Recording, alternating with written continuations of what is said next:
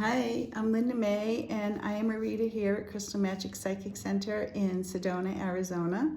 And I am here today to talk to you about this full moon period that we are beginning in the morning on November 5th at 6:19 a.m. And that would be Mountain Standard Time because our clocks are going back by the time the full moon comes around. And it will be full on November 5th at 8:19 a.m. on Eastern Standard Time. Okay, just so you can adjust your times accordingly. This particular full moon is known as the Beaver Moon, as this is the time of year when the beavers work tirelessly, fortifying dams before the rivers froze solid. It may also be called the freezing over moon because of that, and other names include Whitefish Moon, the leaf fall moon, and the first snow moon for obvious reasons, and a few others. Because the moon is in Taurus at this time, it does emphasize that the beavers' art of patience and tenaciousness on what they're doing with the dams. It's like the way they create at this time. It's a time of slow and steady growth and a time to prepare wisely and to protect what matters most to you. And that's exactly what the beavers are doing. And it just fits in with the Scorpio Taurus full moon, which I'll be talking more about right now. So we have a full moon when the sun and moon are considered in opposition, and astrologically this means both that the sun and the moon are in opposing signs. And at the time of this full moon, the sun is in Scorpio and the moon is in Taurus, exactly opposed. The moon and sun are exactly opposed at 6:19 a.m. Mountain Standard Time, like I mentioned earlier. The Scorpio energy has you looking at the deepest parts of yourself and gives you the keys to unearth your deepest desires. So the Scorpio energy is very, very deep energy. It's really about, going within. It's very emotional in many ways and all of that. So it is a good time to do that kind of work. And this, combined with the steady, practical moon in Taurus, does allow you to be rational and to focus on getting things done a step at a time as you prepare for your future. Aspect-wise, as usual, we have quite a bit going on. Just before the full moon, we have a T-square between Venus and Libra, Chiron in Aries, and Jupiter in Cancer, which may bring some tension. So do be aware of that. That's right before the full moon. And do have the courage to face any conflicts that may arise at that time. Do have that courage. It's important to be able to resolve them both within yourself and with others. On November 4th, this is still before the full moon, Mars enters Sagittarius and forms a trine with Neptune and in opposition to Uranus on the 6th, which is the day after the full moon. So these kinds of energies, they're actually, the trine is actually something that's usually very helpful. So some of the challenges that you might have to face and the conflicts, luckily you have a little bit of help with that.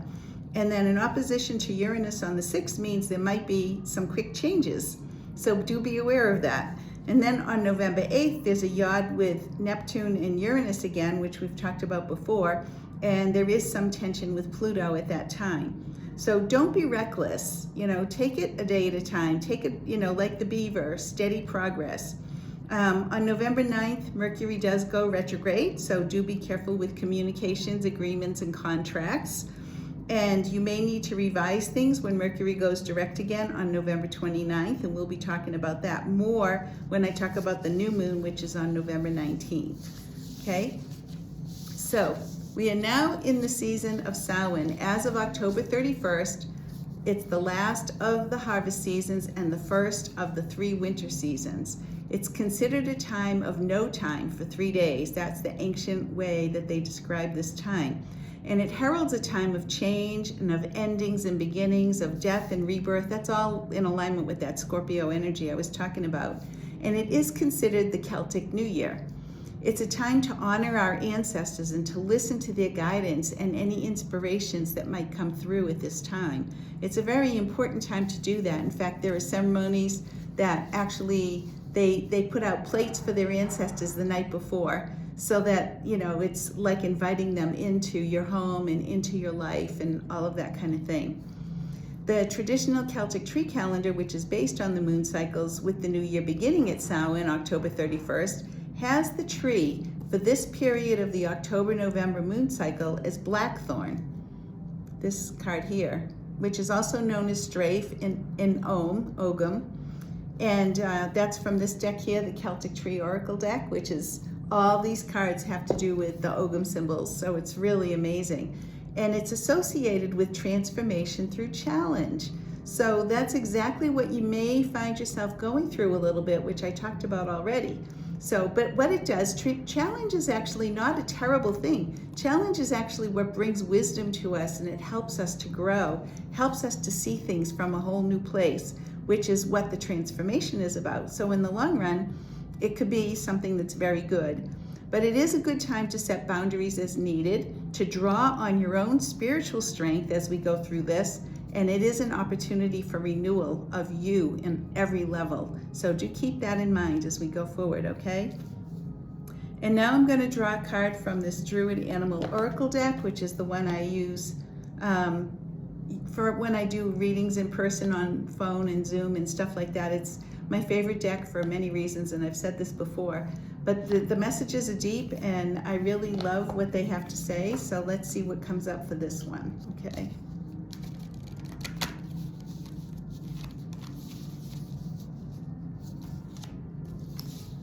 We get the stag.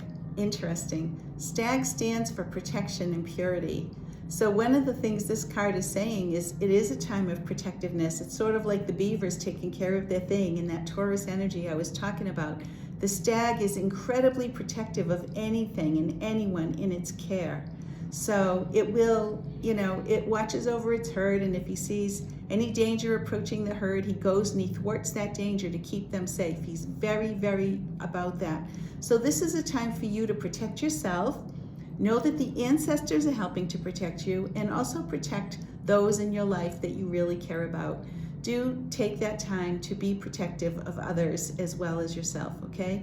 So that's the stag here for us. The stag, interestingly, just like he is thwarting the dangers, I do believe this is sort of like the God, the Father God, whatever you want to call it, that is watching over us and steering us in the right direction when we tend to go astray.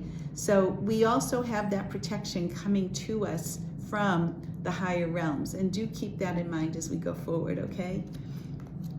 Now, the Druidcraft Tarot, which is the one I do my daily pulls from, this deck here, same artist, same author. The cards and the messages are also deep as the animal ones, but there's something about those animal ones that call to me. So I do these for a daily pull, and let's see what I get. I get the Chariot. So interesting. The Chariot is, it's basically what I was just talking about. It has to do with overcoming obstacles, and she's very confident in herself, and she's going forward, and she has, like, these are the oppositions, she has a black horse, a white horse, and a black horse. And so this is like dealing with the challenges that come up, overcoming those obstacles, having the strength to go forward with confidence. So in some ways, it's what I was saying earlier about this full moon. It's like we may have challenges coming up, but ultimately it's something that is going to help us to grow and learn a whole new way of being. So that's the card that we have from the Druidcraft Tarot. And now from the Whispering Woods deck, which is the trees, the message from the trees. These are very simple messages, but usually give you something to think about. So what we get for this period is the woods. The woods. Be like the woods. Calm, soothing, mysterious, and full of life. So this is, in many ways, I believe that this is about just, holding your own through the things. Do what you need to do to, find the balance in the oppositions, and know that there are other things going on within that you can look at, but just take it a day at a time. Allow yourself to grow as you need to, your roots in the ground, your branches to the sky. And as you do that, you're calm, soothing, and full of life in the long run. So do keep that in mind. And now the Sedona Code deck. This is the Sedona Spirit Wind deck, I should say. The back of the cards say Sedona Code. So this deck is really amazing. It's a deck full of the cards that of the sacred places in Sedona, which Sedona itself is a very sacred place. So it's really interesting to see what comes up. And what we get is Slide Rock. And I think we've gotten this before. And this is a very interesting card for this period because Slide Rock, my soul is set free in childlike joy. Now, the interesting thing about that is, you know, with all of the challenges and everything, it's kind of really good to remember that part of us. Remember that we have that part of us. So when we're going through some of the, you know, more intense things and stuff like that, do remember that we can be playful. And even as the beavers that I was talking about are building their dam, I'm sure that they run around and play around with each other and stuff like that to some extent too. Yes, they're getting the job done, but they also know how to have fun while they're doing it. So do remember that, okay? My soul is set free in childlike joy. And it is a time of joy in its own way. So do keep that in mind as we go forward, okay? And then finally, this Light Bearers deck, Angel Guidance cards. These cards are a group of angels that are here to help us awaken on this planet at this time. And the messages are usually pretty darn deep. So let me see what we get here. Okay, Archangel Constance. Your life has purpose, as does all life. Happiness is the will of God, Goddess. So look to what makes you truly happy, and your personal purpose will reveal itself. This is so true. This is living your soul's purpose here. This is you. Basically, we all have a reason for being here, and our soul's purpose is our reason. And what our soul's purpose is doing the things that you really love to do. As you do that, you tune into the highest parts of yourself. You tune into the joy that I was talking about with Slide Rock.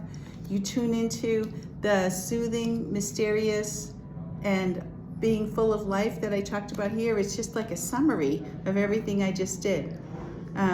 Look what makes you truly happy, and your personal purpose will reveal itself, and you'll begin to see what you need to do. And it doesn't mean, you know, whatever makes you happy is literally following your bliss is your soul's purpose for being here. It really is. That's the thing that matters the most, whether it's what you do for a living or not. So Archangel Constance tells us that, and I totally agree with that. So I want to, basically I'll be back again before the new moon on November 19th to tell you more about that new moon. And in the meantime, if you would like a psychic soul reading or a counseling session in person, by phone or Zoom with me or with any of our incredible readers here, I am at Crystal Magic Psychic Center most Monday afternoons and Friday mornings. Contact us at crystalmagicpsychiccenter.com to find out more. And I want to wish you blessings of this full moon. And remember, you are always loved.